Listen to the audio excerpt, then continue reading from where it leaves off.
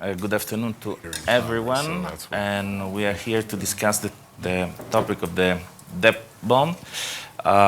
It's a topic that has to do with the wealth of a large number of countries. The numbers are very impressive.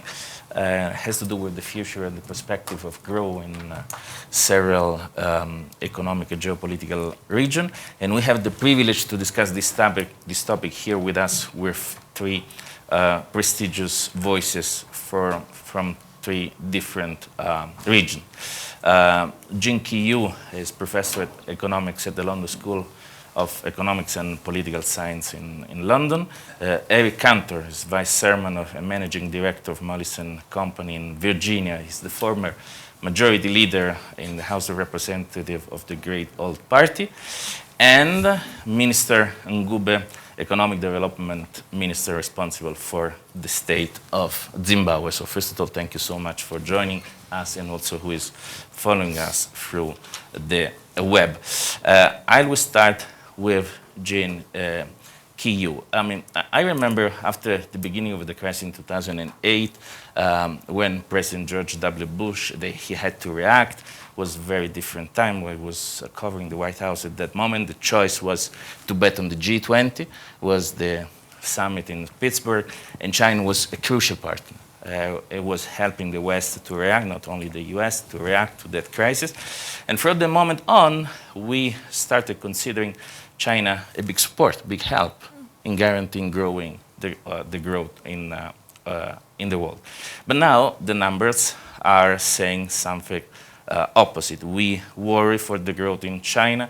We see the debt of 34 trillion US dollars. We saw the action of Bank of China injecting $83 billion in the market to sustain growth. So the paradox is that we had big hopes, we saw big result, but now we have big worry, especially because of the debt. What went wrong?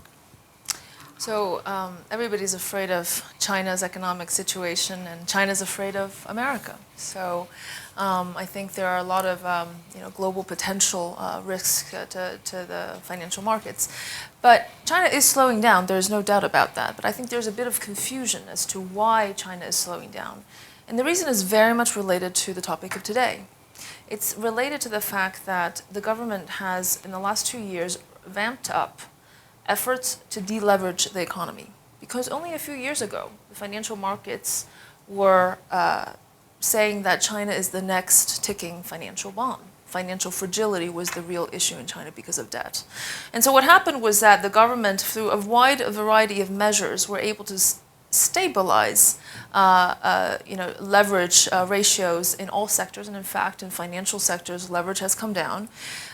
Corporate sector debt, although still very high, the leverage ratio is stabilized, and household debt is climbing up, but China really started from a very low household debt, perhaps too low in the first place anyway. So we are seeing the consequences of a deleveraging cycle to make China safer, although slower. So the consequence of these deleveraging efforts will be to slow down the economy, and rather than perceiving China as having some fundamental issues, whether it's trade war, sentiment, or just a big mess, the deleveraging is a big part of the reason why it is slowing down. That said, I think that people focus, the discourse either here or outside, focus too much on the level of debt. It focuses too much on the symptom, debt levels and growth rates. But we're really not trying to dig deeper into what is causing these symptoms, because they all come down to one reason, and they're not, so focusing just on debt levels is not necessarily the way to think about this issue, in my opinion. China has a massive misallocation of resources because of the functioning or dysfunctionalities of the financial system. Today's challenge is, how do you get credit and resources from the financial sector into the real economy, into the productive firms, into the highly innovative private sector with latent potential? That is China's problem. It is not necessarily the debt levels and the slowing growth rate. So what we're seeing as symptoms has a deeper root cause, which is the financial system, and that will take time to, of course, reform and improve. Eric Cantor, what we worry the most is the overlapping between the two crises, China and the U.S., because of the U.S. debt that is by 21.9 trillion U.S. dollars. I saw the Chairman Powell of the Fed said a couple of days ago, I worry a lot about the debt. It's a long-run issue, but we have to face it. What is he really meaning? What U.S. has to face that didn't yet?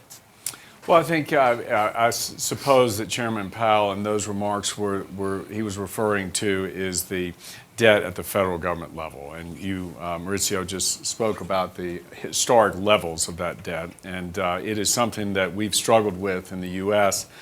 For now 15, 18 years, in which we have run a deficit at the federal level. And we also have a debt at the state levels. We have unfunded liabilities in our pension systems at the state levels. So there is a lot, certainly, of debt in the public sector, not to mention in the private sector in the U.S. I think one of the things that has been a constant theme, though, in the U.S. Congress is how do you deal with this sort of demographic challenge that the U.S. is facing, together with our healthcare costs that are continuing on the rise. And that's really the essence of the problem at the federal level. And if you look today, we'll probably face a deficit of $1 trillion in the U.S. this year. We are experiencing that largely because every day in the United States, 10,000 people turn 65 years old. And when you're 65 years old, you become eligible for what we call our Medicare system, which is our system for seniors' health care. Well, that program, Medicare, happens to be 50% underfunded. So every day, it's 10,000 people times 50% underfunded. And that's how you so quickly mount this deficit every year. And there's a constant argument in Congress and policymakers, how do you fix that? And you've seen the Democratic Party come forward with a proposal for even more health care coverage, even more liability at the federal level. My party, the Republicans, have tried to say we need to reallocate the risk and allow patients, beneficiaries assume part of that. But that's on the government side. And we know how to fix it. We just haven't seen the political will mustered to actually address that real problem. On the private side, I mean, obviously debt has been a big fuel to economic growth in the U.S. And when you couple Chairman Powell's statement and about the low interest rate environment that we have experienced in the U.S., almost since I was a kid. I mean, we have been a very long time for low interest environments. And so we've gotten used to that. And any time, and I think that what we see, and at some point the markets are beginning to view the likelihood of a reversal of that trend and an increase in rates as more likely. We don't really know how the American consumer is going to react. I guess we could say if rates go up, something like housing, which is a big part of our economy, that's obviously going to affect the American homeowner when they try to repay their debt and repay their mortgage. And once you have increased interest costs, obviously the price of housing ultimately is going to go down because more is going to go towards that interest cost. And the same thing will happen with companies. If this trend really does develop, and on the corporate end, I mean, we've obviously been, some of the deepest, most sophisticated capital markets in the world. But on the corporate end, the high yield product in which many companies have undertaken, and if you're highly leveraged, what happens is you're not really going to benefit from the tax benefits that have occurred. So here come interest rate rises. I mean, that's a real difficulty and challenge for the private companies that are highly leveraged. So we don't know how all this will play out, but we suspect it's going to impact valuations, just like in the consumer end, it'll impact home prices in the private sector.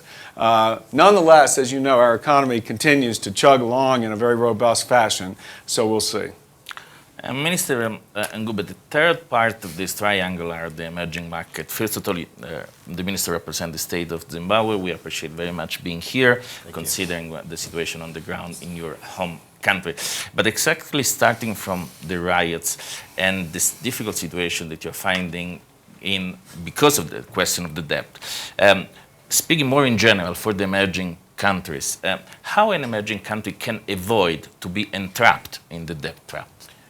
First of all, 30% of African countries are already in an unsustainable debt position already. And this has been happening almost by stealth over the last 10 years, since 2008. The reason being that one of the effects of QE, quantitative easing, was obviously to lower global yields on global debt. So African debt became very attractive. So you've got countries issuing Euro bonds at upwards of 7%, 8%, and the global capital markets are gobbling this up, and every other country is doing it. And so they've been accumulating debt over time, so that's partly the reason. And these resources are being used to finance infrastructure, recurrent expenditure. None of those two really create enough foreign earnings to be able to service the debt in the first place. So you've got a situation where debt stock is rising, but the performance in terms of foreign currency receipts to service the debt keeps dwindling. So that is a problem. Also, what has happened is that with the collapse in the oil price, or rather the shift in the collapse in the oil price down from $100 per barrel down to where it is now, and it used to be lower, means that the growth that was supporting what you call a comfortable debt sustainability framework is no longer there, because you need growth. So that gap between growth and the nominal interest rate that they are paying has narrowed because growth has shrunk. So that's part of the problem. And also what has happened is that some of these countries, if not all, are no longer running primary deficits, or rather are no longer running primary surpluses. They're running deficits. We know that in the debt accumulation equation, that the moment you stop running that primary surplus, you start accumulating debt. When that gap between interest rate and growth narrows again, you just start accumulating debt. That's what is going on in these 30% of the countries in Africa. Coming to Zimbabwe specifically, Zimbabwe's problem is actually different. It's not a foreign debt issue in the sense of debt sustainability challenge there. It's actually a domestic debt issue. But on the foreign front, what's happening that we have actually a balance of payment issue. A problem, and Zimbabwe doesn't have a domestic currency. It uses US dollar and partly cryptocurrency. So all of that is compounding its ability to service its foreign debt, but it's not a debt sustainability challenge. Rather, it's a domestic debt issue rather than a foreign debt issue. If a domestic debt plus foreign debt, if a domestic debt is about 45% of GDP, foreign debt is 55% of or rather the other way around. Domestic debt is 55%, foreign debt is 45% of GDP. Now going forward, how do we deal with this in Africa? Really is about the fiscal side of things, that countries have to start running primary surpluses on the fiscal front. The fiscal discipline is the key, absolutely. And they must stop borrowing to finance infrastructure. You don't export roads, so you must make sure that you use the bulk of the financing must come from the domestic sources or public-private partnerships, so BOTs, and so forth. When I became minister, I influenced 3 projects. I moved them from foreign financing to either domestic financing or BOT type financing. One of them is the a big hydro project, in fact, between Zambia and Zimbabwe. The Patoka Gorge is about $5.2 billion project, which we have moved away from direct government financing to a BOT project between Power China and GE. So they're going to do that on a 25-year concession and just get on with it. We don't have the money to spend on that project. The other one was a road between from South Africa, from Beitbridge all the way to Harare. That's 800 kilometers or so, all the way to Chirundu, which is the border with Zambia. Again, we moved that to a BOT arrangement, but making sure that it is domestic capital that is being applied as opposed to foreign capital. Foreign capital is only about 30%. So that way, when you do that, then it begins to make sense that do not finance what doesn't earn export receipts or foreign currency receipts with foreign loans, but rather use domestic loans. So that's the nature of the debt situation in Africa. So you'll see a few countries now begin to get into debt restructuring mode And I hope that we're not at the tipping point of another HIPIC, round of HIPIC initiatives to extinguish African debt. But it's beginning to feel like that. And I think that African countries should really wake up and start dealing with it at a policy level and start instituting the right fiscal measures to make sure that they can reduce the debt stock. What is coming out from what you all just said is that we have a common fear, but very different approach and agendas, because for China maybe reform, for the US can be interest rates, and from the emerging markets and in Africa especially a new frame, as the minister said. But if we have these three different perspectives, and we have to add also the European Union that is more or less in the same position, even in a worse situation on some regard, may we have the need to find a common strategy to fight the debt. So maybe the debt, the new topic that the countries have somehow to take it together. And maybe the G20 the place to do it, or we have to find other architecture to tackle this danger, common danger. Professor Kim, you want to start?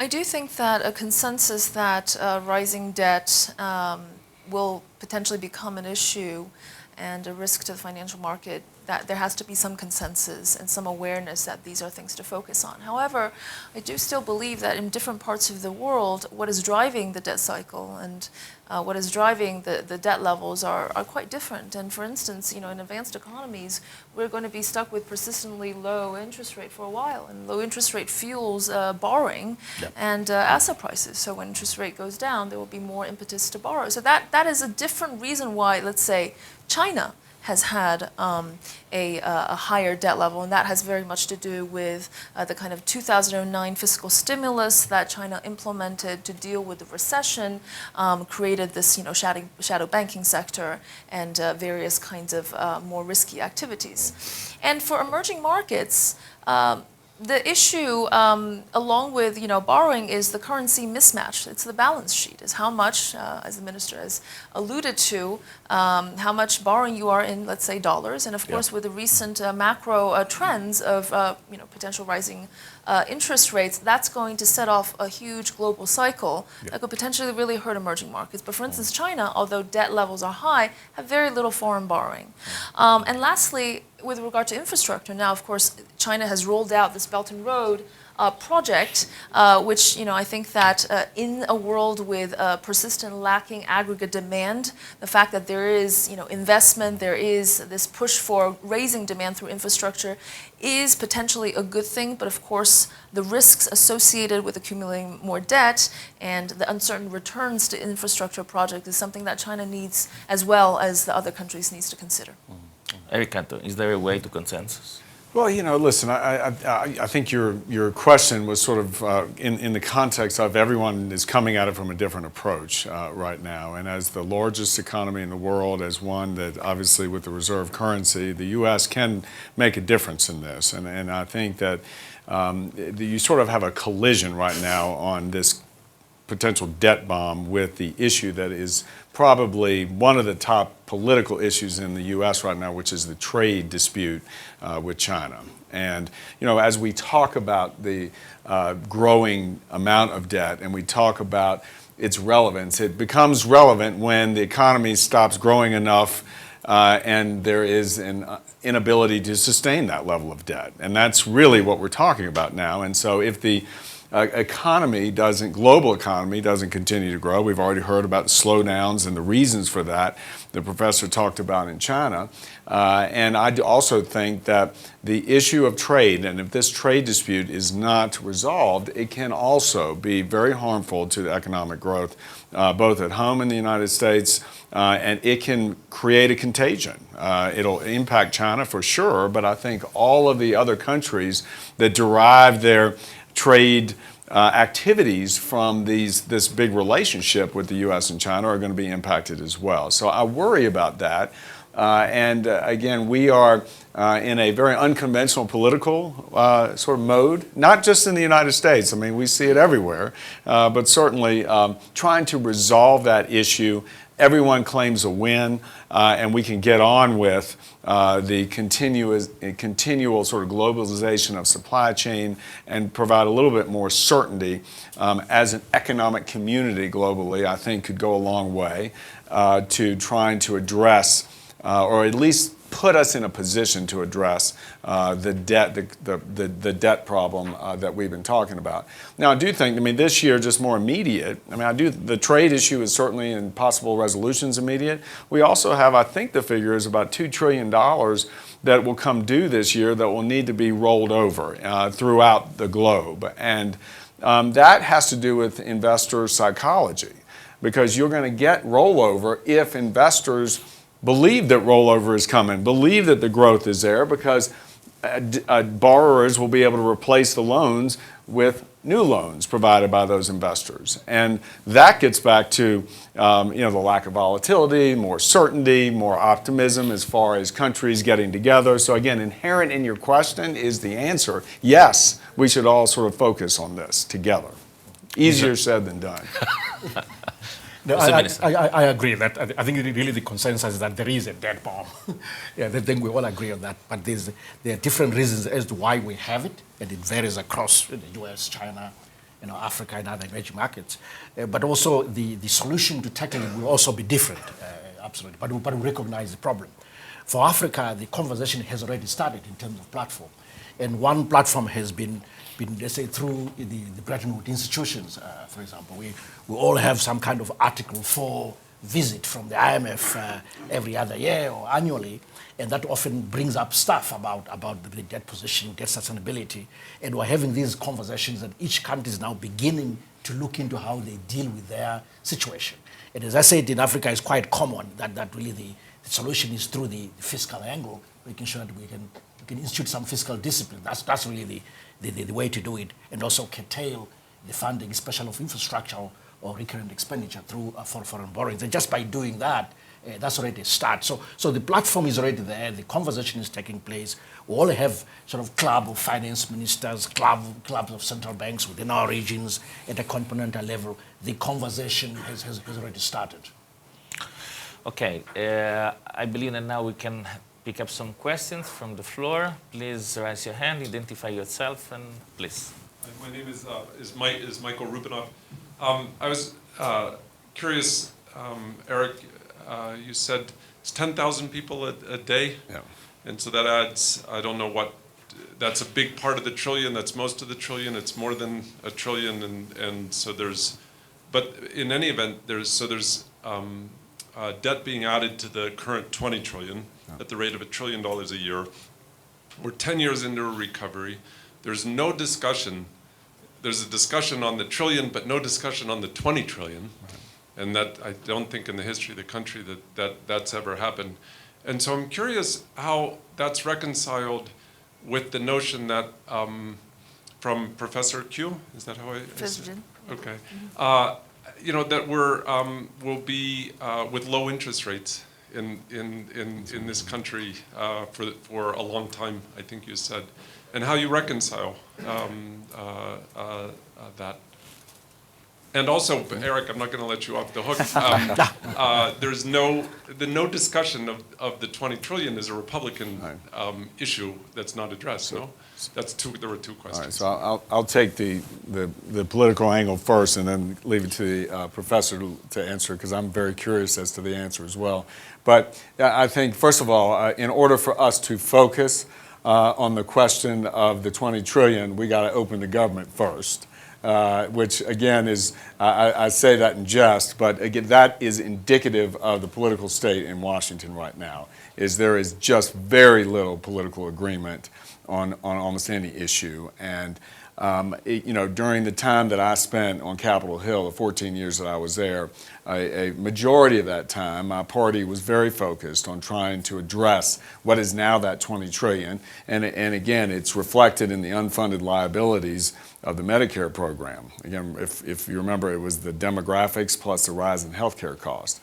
And just as we've seen over the period of years in the private sector, what companies have done to deal with legacy healthcare costs, retirement costs, they've shifted some of the risk onto the beneficiaries. There's a reason why we have defined contribution plans now, not defined benefits. The same theory was being applied by my party and posited to fix the Medicare program, essentially saying that you cannot sit here and expect the taxpayers to assume all that burden, and there needs to be more injected into it to provide a much more actuarially sound future for the Medicare program. Again, it got into the political debate where then President Obama said it changes the nature of the quote-unquote safety net, and therefore we're not going to do that. And now we have a president in my party which is saying, I'm not even touching that question. So you're right. Far too long that it hasn't been dealt with. But again, it's reflective, I think, of the state of affairs. So. There are global trends, persistent global trends that are pushing down the real interest rate. And despite the fact that there's a lot of borrowing, increasing in debt, the truth is that global saving is still outpacing the growth of global investment, and that trend will push real interest rate down. That could be attributed to multiple factors, including the fact that emerging markets are bringing into the capital markets this massive amount of saving. It could be also because of demographic developments in advanced economies, but also technological. In today's world, capital used to be a storage of value. Today, we don't really need, with the likes of Amazon and these internet companies, we don't need so many malls and big physical spaces.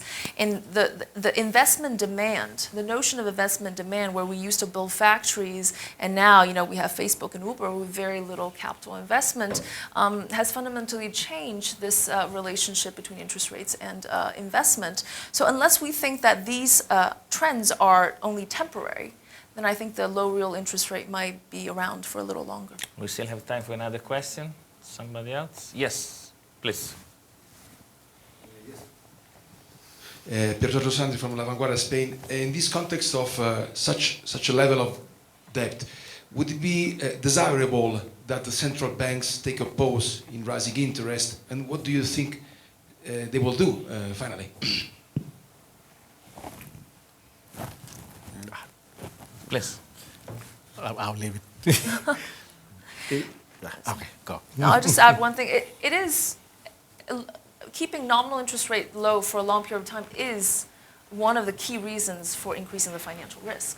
Right? Asset values are rising, not necessarily because fundamentals are so great, but interest rate policy rates are low. So also another point is that given the pressure of the next recession coming in, where's the policy room? Where's the policy room if fiscal capacity in the U.S. is already limited and nominal interest rate, if staying low, that will mean a bleaker picture for when the next recession comes. Yeah. I would say in the African context, really the trick is to shift to domestic capital markets, domestic borrowing, and deepening domestic capital markets. That's really the way forward. And then if it's about funding infrastructure, is more use of public-private partnerships, crowding in the private sector, the pension fund system, and others, the long-term contractual institutions, life companies and so forth. That's really the way to go in terms of minimizing exposure to global capital markets for financing things for which you don't earn any foreign currency at all to service the interest on that. But also it's in realizing that at the end of the day, you cannot have a debt sustainability framework that's driven by an administrative arrangement. So for example, in Zimbabwe, there is something in the Finance Act, Public Finance Act, which says that public debt should not be more than 70% of GDP. But that's very useful at the beginning, but debt sustainability understanding should be dynamic. It should be an interplay between the cost of borrowing, the rate of growth of the country, and also the ability to manage the fiscal side. Your primary surplus and deficit. That's an issue. Your primary balance is very key. So making sure that debt sustainability frameworks are dynamic as opposed to administrative pronouncements is critical. Summarizing the panel we just had, let me thank you, the panelists, for this enriching conversation that indicated how much different the approaches are and how common the need is to tackle and to have a common conversation, as the Minister suggested to all of us. And thank you for joining us here and also for the web. Thank you. Thank you very much. Thank you for the moderation.